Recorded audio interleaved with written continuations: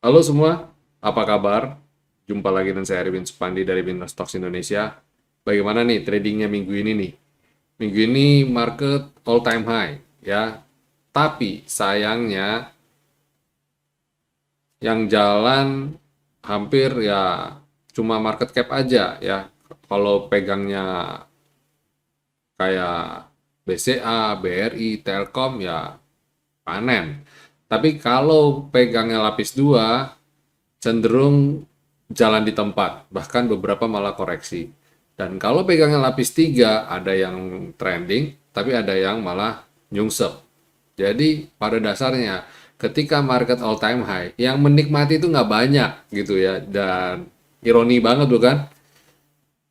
Rata-rata kalau yang pegang BCA, Telkom itu kan untuk view-nya long term ya, ya berbahagialah. Tapi pada sebagian besar waktu mereka ketika market masih naik turun dan sebagainya, porto mereka nggak kemana-mana. Bahkan cenderung orang yang beli BCA atau beli Telkom merasa, aduh kok lama banget ya jalannya gini-gini, nggak sabar, akhirnya switch ke saham lain yang pada waktu itu naiknya luar biasa. Nah, sekarang gantian jadinya. Ketika market lagi bullish, lagi strong, yang jalan itu para pemegang market cap, sedangkan yang lapis 2 tadi yang sebelumnya rally dan bagus, terbang dan sebagainya malah bergeraknya kurang bagus, malah turun, malah koreksi. Ya, itu dinamika market ya, kondisi market Indonesia saat ini. Terus bagaimana nih ke depannya nih, antisipasi ke depannya ya. Kita kalau lihat penutupan di akhir minggu kemarin ya, candlenya nggak enak. Especially lihat kalau candle weekly-nya itu kurang enak. Itu kayak bikin kayak shooting star gitu ya. Jadi di posisi puncak lagi dia bikin kayak gitu. Nah, kita khawatirkan akan ada koreksi lanjutan di minggu ini. Especially kita antisipasi pengumuman The Fed menaikkan suku bunga di minggu depan. Lalu kemudian harga oil ya pada penutupan ini kita melihat bahwa masih belum bisa rebound dengan baik, masih cenderung koreksi. Nah, kalau hubungannya oil sebenarnya saya malah setuju lebih turun lebih bagus. Tambah turun tambah bagus. Tapi korelasinya sama The Fed adalah kalau oil turun, inflasi turun, maka The Fed juga melihat bahwa ini berarti strategi untuk mengcounter inflasi dan menaikkan suku bunga sih on the track nih. Jadi mereka masih lakukan itu, masih jalanin itu lagi dan data konsensus mengatakan bahwa kayak udah price in nih. Mereka artinya udah cukup confirm bahwa The Fed akan menaikkan sampai dengan 75 basis point. Which is kalau 75 basis point itu udah mentok hawkish banget itu The Fed ya. Berarti mereka udah agresif sekali. Dan juga karena data inflasi terakhir memperlihatkan bahwa sebenarnya inflasi di Amerika itu nggak slowing down banget gitu, masih masih bergerak, masih cenderung agak agak hot gitu. Itu sebabnya The Fed masih berpotensi untuk wah kita naikin lagi aja suku bunga. Ya itu dari Amerika. Terus lagi dari ya dari dunia ya. Kita juga lihat dengan turunnya harga minyak ada kekhawatiran terjadi perlemahan growth ya ekonomi ya.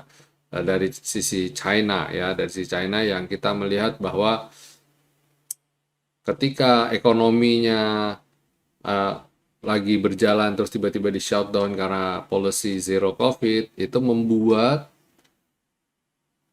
ekonomi China mulai mulai mulai tertekan ya, mulai tertekan. Jadi itu yang membuat konsumsi bahan bakar juga otomatis menurun. Saya belum melihat itu dari sisi batu bara ya, karena kalau dari sisi batu bara kebetulan dari kayak apa namanya Eropa gitu-gitu ya masih masih tetap masih membutuhkan ya dan mereka masih krisis energi bahkan dan Eropa terancam untuk pemadaman bergilir ya. Biasanya pemadaman bergilir ada di Indonesia, tapi ini malah di Eropa terancam pemadaman bergilir karena krisis energi. Jadi saya lihat bahkan malah batu bara malah masih masih hot sekali ya. Saat ini batu bara sudah sempat di minggu kemarin ya ada di level sangat tinggi ya di level 450-an something US dollar per metric ton. Dan tapi walaupun begitu pembukaannya kalau lihat candlenya ada di atas 450-an tapi dia turun. Tapi di minggu ini mulai naik lagi candlenya itu ada di level 439 US dollar per metric ton. Asumsi saya atau predik saya minggu depan masih akan to be continue nih, masih akan mencoba naik lagi nih harga batu bara. Jadi kalau saya lihat batu bara sih di ini kita ngomong Newcastle ya cenderung masih bisa rebound. Berbeda dengan Rotterdam. Rotterdam itu dia cenderung turun, ya cenderung turun. Jadi ada perbedaan ya, ada perbedaan antara harga nih antara Newcastle dan Rotterdam. Yang mana di Newcastle harga masih cenderung naik, sedangkan Rotterdam masih bergerak turun. Ya, itu dari harga batu bara. Terus bagaimana dengan harga logam? Nah, kalau logam ini minggu kemarin kita lihat, kita tahu ya harga nikel itu naiknya gila-gilaan banget. Dan saya melihat tren ke depan di minggu-minggu ke depan ini harga juga masih akan bergerak naik ya. Jadi harga nikel, harga copper itu cenderung masih bergerak, masih mencoba untuk bergerak naik, masih rebound. Karena ya udah di bottom banget atau sudah sideways terlalu lama. Tapi berbeda dengan emas. Emas justru masih bergerak cenderung turun ya, masih bergerak cenderung turun. Nah, penutupan ada di minggu ini ada di level 1675 US dollar per troy on, which is itu titik terendah. Titik terendah sejak 2021 ya. Sempat menyentuh bahkan low-nya di level 1654 per troy on ya. Jadi bikin lower low. Ya, emas malah cenderung turun. Jadi orang kalau bilang, "Mas, bagaimana Mas? Boleh beli emas belum?" Ya, sekarang boleh cicil beli gitu ya. Kalau turun lagi gimana? Ya, beli lagi. Pokoknya emas harga segini tuh dianggap murah karena emas tertinggi di periode ini sempat mencapai hampir 2.100 US dollar per troy on. Jadi ini harga diskon buat buat emas. Jadi silakan. Banyak sekali beberapa influencer yang ada di media ya ini merekomendasikan untuk beli emas. Ya, itu tadi sekilas apa yang perlu kita cermati di minggu depan di periode 19 September sampai dengan 23 September ya. Oke. Hmm, ya kita sekarang masuk ke market review based on chart ya. Kita technical, kita lihat technical. Nah, ini dia. Ini yang kita cermati ya chart dari IHSG minggu ini ya. Minggu terakhir kemarin tuh penutupannya IHSG turunnya nggak enak banget ya. Ini kan di weekly apa daily, sorry daily. Nah, tapi catatannya kemarin transaksinya mencapai 22,76 triliun. Ya, itu besar banget gitu ya. Volumenya sangat-sangat besar. Tapi saya khawatir itu kayak asing jual dan asing membukukan net sell minus 961, hampir 1 triliun ya asing net sell kemarin itu. Nah, kalau lihat weekly-nya Bapak Ibu bisa lihat, nah ini candle-nya jelek banget nih ya. Kayak inverted hammer atau mungkin hmm, apa ya sebutannya? Wingman mungkin. Ini. Dia kalau candle-nya formasi candle kayak gini ya ini potensi untuk setidaknya bisa swing nih. Nah, level swingnya bisa ke berapa level swingnya? Level swing bisa ke sekitar ini kan ada di 7.168 ya. Dari 7.000 tertingginya 7.377. Nah, ini bisa sampai mungkin ke level 7.070-an ya. Ini saya kasih tanda. Bisa ke level ini nih 7065 sampai 7080-an. Jadi kalau kalau lihat koreksi bisa ke level ini nih. Ya, ini saya kasih kasih tanda, kasih warna merah deh. Ini level potensi koreksi ya ke level ini. Tapi amazing ya ternyata ini di sini ada ada garis skyline di sini ya. Jadi sebenarnya tanpa kita menggambarkan garis ini, kita ikutin pedoman winner stocks aja udah tergambar sih sebenarnya. Ini kalau koreksi gimana ya? Semoga tertahan di level skyline ya. Jadi sebenarnya masih inline ya. Kalau kita lihat dalam beberapa waktu ketika IHSG uptrend koreksi ya tertahan level skyline dan dia rebound ya kan. Moga-moga nanti juga sama tertahan skyline dan dia rebound lagi. Dan tidak perlu terlalu khawatir karena pada dasarnya pergerakan yang sehat ya sebenarnya ya kayak gitu ya itu itu menurut saya pergerakan yang sehat. Kalau naik terus ya itu menurut saya malah kayak istilah kayak cenderung kayak kalau terlalu tinggi sekali dibanting habis ini aja kemarin naiknya kayak gitu aja sekali dibanting wah rasanya kayak apa itu kayak roller coaster gitu kan. Untungnya yang dibanting naik turun tuh saham-saham market cap gitu kayak BCA koreksi, Telkom koreksi, BBRI koreksi. Ya berbahagialah yang sempat jualan BBRI atau BBCA di pucuk. Nah, sekarang bisa beli lagi ya. Nah, sampai ada muncul berita tadi ada yang sell di grup bahwa komisaris atau bos direktur BCA jualan sahamnya. Ya, kok dijual sih Pak? Gitu, pertanyaannya. Bukannya mereka harusnya berasumsi bakal ini naik lagi. Ya, mereka jual itu kan karena mereka merasa bahwa kayak ini waktunya untuk mencairkan bonus tahunan. Jadi ya waktunya untuk beli lagi nanti di bawah gitu. Mereka pun trading. Tapi gini, saya nggak tahu ya mekanisme mekanisme trading, maksudnya kayak gitu kan insider trader sebenarnya. Apakah diperbolehkan? Secara harusnya secara hukum ya para petinggi perusahaan harusnya dilarang untuk beli sahamnya. Karena mereka tahu betul ya pergerakan ini mau gimana kemana gitu ya. Itu udah kayak istilahnya apa yang mereka udah mereka beli, mereka jual, itu udah pasti untung punya gitu. Nah, itu yang jadi sampai ada yang mengatakan udah kalau gitu kita ngikutin aja itu para bos-bos BCA itu. Bos BCA itu jual, kita ikut jual. Bos BCA itu beli, kita ikut beli. Cuma perhatiin, ketika mereka rilis berita atau mereka ya berita itu dimuat, itu telat, sudah delay dan cenderung kalau umpama beli, mereka belinya agak tinggi.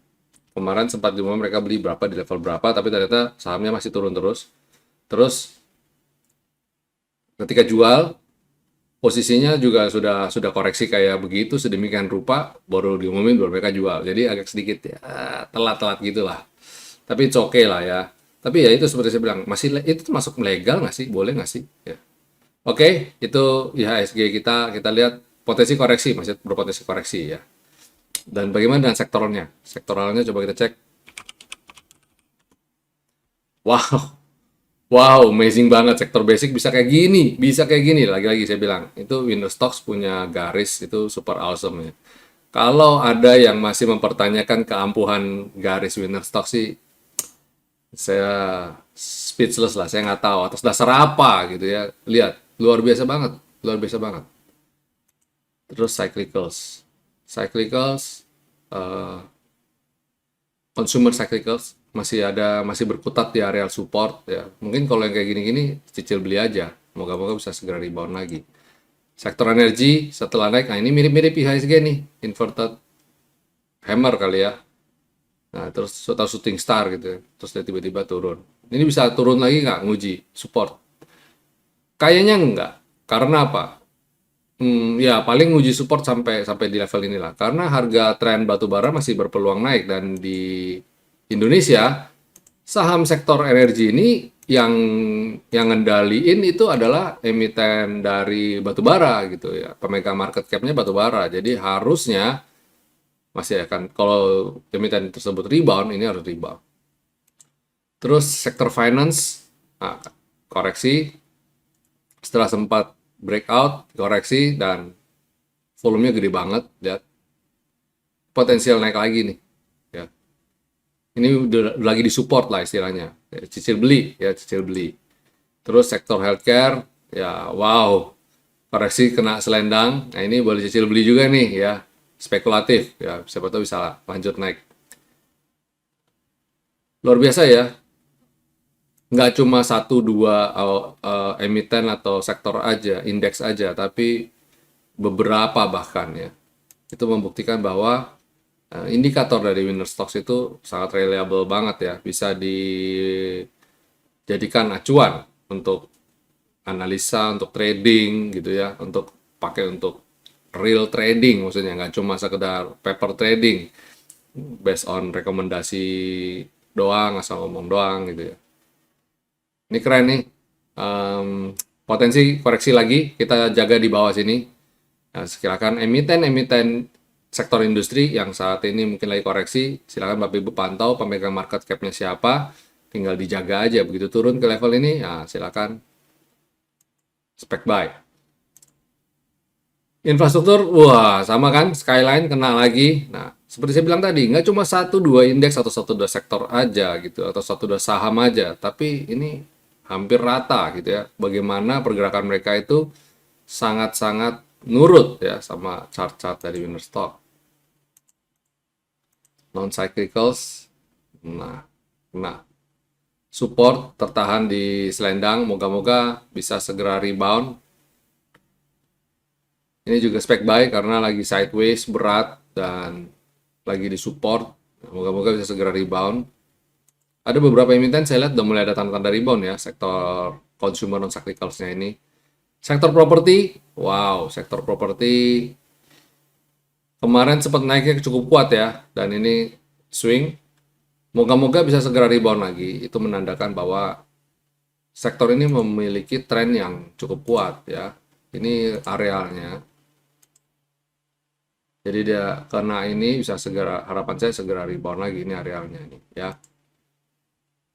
Terus habis itu sektor tekno, wadaw. Wow, tekno ini ngeri banget nih. Gila. Ya, pokoknya kalau di bawah selendang, di dalam selendang, nggak bisa naik di atas selendang, udah jauh-jauh aja lah. Apalagi formasi downtrend kayak gini. Ini kelihatan banget kan? Nih, kelihatan kan? Betapa tekanan jualnya masih cukup besar. Jadi hindarin dulu ya sektor ini ya. Sektor transportasi lagi disupport juga, transaksi juga kecil banget. Ini saya bilang abaikan aja karena kayaknya bukan lagi nge-trending.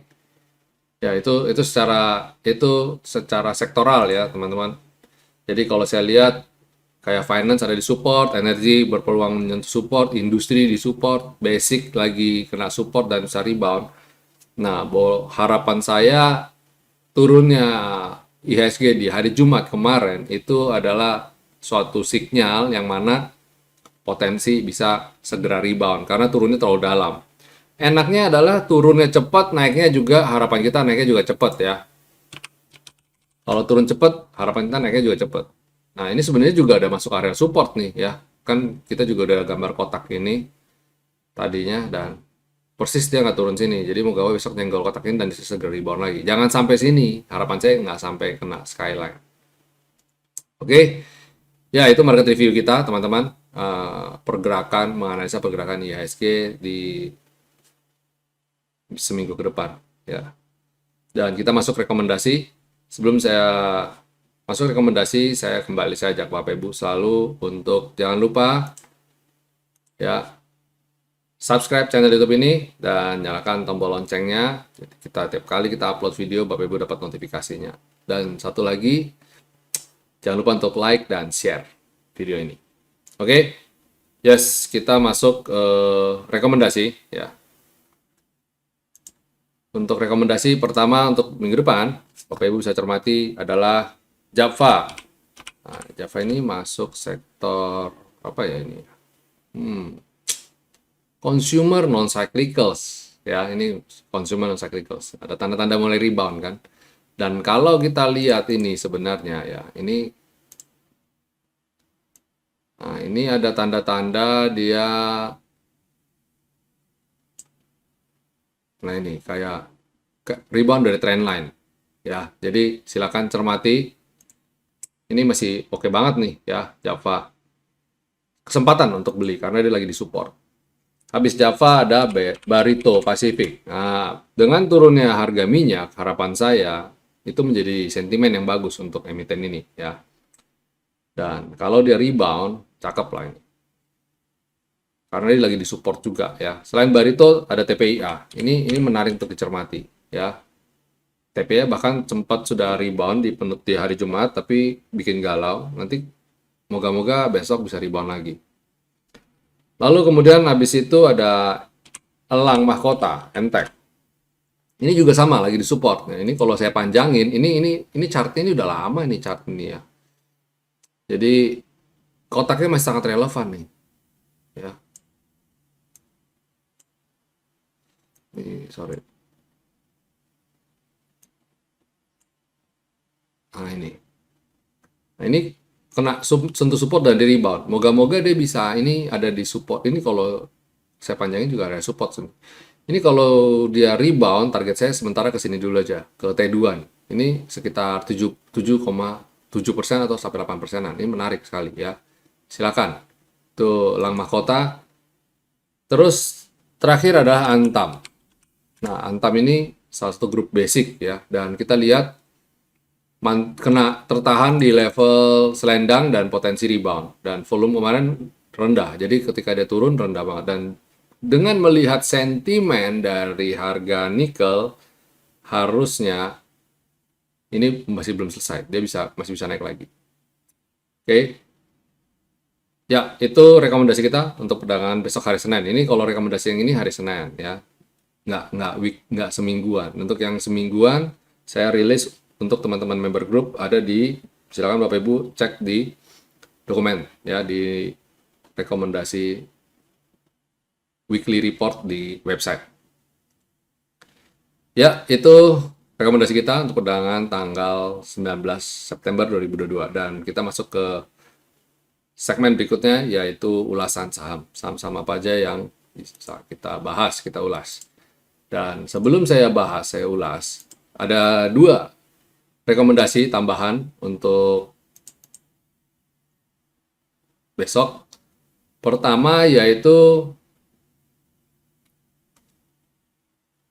Inco, emiten nikel, cermati ya.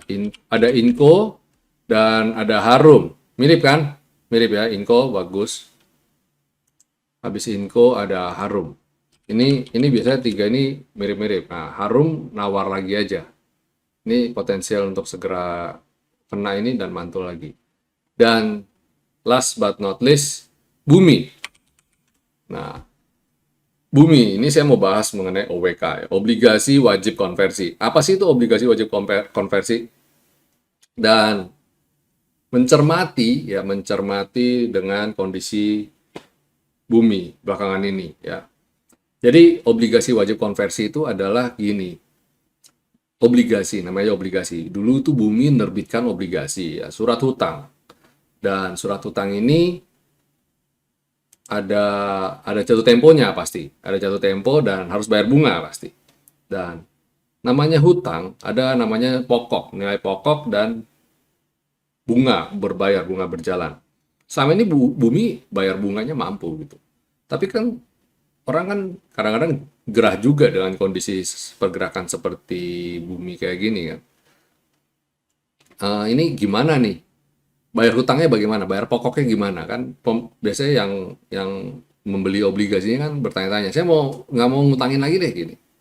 Nah, ketika ditodong begitu, Bumi, tahu nggak? Bumi itu punya hutang itu wajib konversi itu mencapai 5 triliun. Wow banget kan, 5 triliun dan Bumi kayaknya nggak ada keinginan atau kemampuan untuk bayar itu dalam bentuk nilai cash.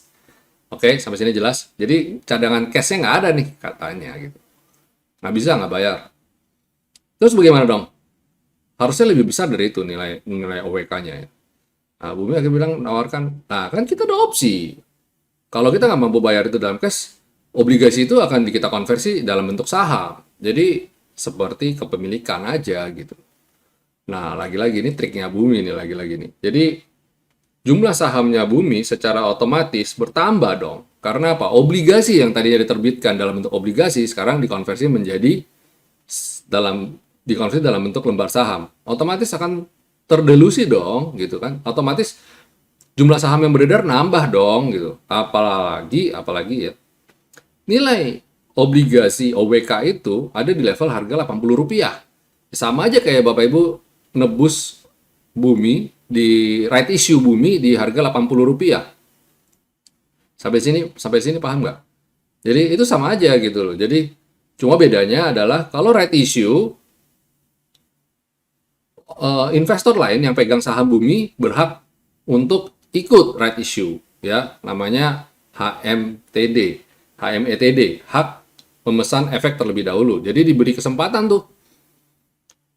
Berbeda dengan OWK, obligasi wajib konversi. Obligasi wajib konversi yang dapat adalah hanya pemegang obligasi aja, yang memberikan hutang aja, ya para kreditur ini gitu loh. Yang memberikan hutang ke bumi, dia yang dapat gitu. Nah, yang lain gimana? Enggak gitu loh, enggak. Jadi para pemegang saham yang lain yang beli, kayak kita retailer beli saham bumi di luaran, nggak ada. Makanya kenapa itu sebabnya harga bumi turun. Harganya di level 80. Saya rasa itu mendekati angka teoritis, kayak seperti hitung-hitungan right issue jadinya gitu loh. Jadi ketika terjadi konversi, harga saham menjadi harga saham di market jadi terdelusi. Itu sebabnya salah satu alasan kenapa harganya harus naik dulu, baru menarik. Sama kan right issue. Jadi harga sahamnya harus naik dulu, baru ketika orang ditawarin, oke, ini kamu hutangnya saya, ini saya bayar dalam bentuk saham ya. Saya konversi ya, seperti yang ada tertulis di perjanjian kita itu loh. Dan kan nilainya 80. Kamu beruntung dapat harga 80. Kamu coba cek harga bumi sekarang, 200, hampir 200. Mungkin ketika itu dia ngomong bumi di 200. Jadi kamu dapat harga 80 itu wah, best deal, dia bilang gitu. Kapan lagi? Ini nanti bumi, nanti akan saya bawa ke 500. Nah, umpama gitu ya. Umpama ini ngomong kosong nih ya, jadi jangan dianggap ini pom-pom loh. Nah, jadi ketika itu orang gimana? Yang pemegang obligasi. Oh ya udah dah, daripada duit jadi cuma selembar kertas gitu ya. Ini udah selembar kertas nih, coba bedanya selembar kertas ini adalah saham gitu. Mending jadi saham deh, setidaknya saya punya perusahaannya. Nah, ada beberapa para obligator ya, yang pemegang, yang memberikan obligasi, nggak mau dikasih saham bumi, nggak mau, dia jual. Obligasinya dia jual, udah saya jual aja, siapa yang mau beli gitu. Nah, ada satu institusi namanya Innovate. Apa nih? Saya tadi sempat baca. Innovate ya, Innovate namanya Innovate. Dia Innovate Capital ya. Senilai 408 miliar. Dia akan melakukan konversi obligasi ya. Jadi bisa saja dia ngumpulin obligasi bumi semua dikumpulin. Mau jual murah-murah sini, serahkan ke sini, nanti saya yang tebus semuanya gitu ya. Mungkin bahkan dia berani beli harga OWK-nya di harga 100 mungkin. Ya. Who knows gitu ya. Tapi intinya obligasi-obligasi itu dia kumpulin. Saya nggak tahu benar dia kumpulin atau memang dia punya utangan, dia memberi utang sama bumi begitu. Tapi intinya dia akan lakukan itu, dan kemarin sudah menyelesaikan penukaran obligasi senilai 304 miliar. Jadi masih ada lagi nih, masih ada 12 September, masih ada nanti sekitar berapa ya? Dari total 400-an miliar, berarti masih ada 100-an miliar lagi. Ya. Dan nanti bumi akan juga menerbitkan saham baru ya, private placement. Nah, kalau private placement ini lagi-lagi kita investor nggak dapat juga ya. Investor baru nih yang standby buyer ya, mencapai dana 24 triliun. Lagi-lagi tambah lagi. Saham bumi tambah banyak lagi. Jadi, bumi ini saya tidak menyarankan nih bagi teman-teman semua untuk buy and hold emiten ini gitu ya. Emiten ini aja enjoy untuk beli ketika dia rally aja, atau ketika dia terbang. Ketika dia melihat tanda-tanda koreksi, jualan dulu. Nah, terus kalau kayak yang tadi Pak Erwin sebutkan itu, nah ini sekarang bumi udah kondisi kayak gini, berarti boleh beli belum Pak? Kan konversi udah. Nah, kebetulan saya tidak tahu perhitungan nilai harga bumi setelah konversi OWK. Nanti saya akan coba tanyakan ke tim research di Henan Putirai. Kira-kira bumi harganya setelah OWK itu terdeduksi jadi harga berapa? Dan kita akan coba cari nilai fair value-nya. Susah, sebenarnya lagi-lagi susah mencari nilai fair value karena bumi ini udah nggak karu-karuan. Corporate action yang ada di bumi itu udah ngeri banget, udah susah banget ngitungnya. Kalau saya pribadi udah ya nggak bisa dijadiin pegangan ya. Jadi teknikal aja lah gitu kalau saya ya. Kalau saya daripada kita mikir jelimet, teknikal aja dah, udah nggak usah pusing gitu. Ya, itu ya moga-moga apa yang saya bagikan sedikit memberikan gambaran mengenai apa itu sebenarnya OWK ya, obligasi wajib konversi. Ya. Selain bumi ada banyak sebenarnya perusahaan-perusahaan yang modelnya kayak gini ya. Salah satunya Friend. Friend itu juga banyak tuh. Oh, lihat aja warannya aja berapa banyak. Waran seri 1, seri 2, 3, 4 sampai 5 mungkin kalau salah. Terus apa lagi? BEX, pernah dengar? BEKS. Itu right issue juga gak karu-karuan. Dan banyak sebenarnya emiten-emiten lain dengan punya hutang jumbo ya. Dan bumi ini udah the king-nya ini, udah rajanya ini ya, udah paling jagonya ini. Oke. Ya itu. Semoga apa yang sebagian jelas ya mengenai OWK ya, Bapak Ibu semua. Dan kita masuk ke pertanyaan berikut lanjutan yaitu yang ulasan. Pertama yaitu Inco. Apakah masih hold?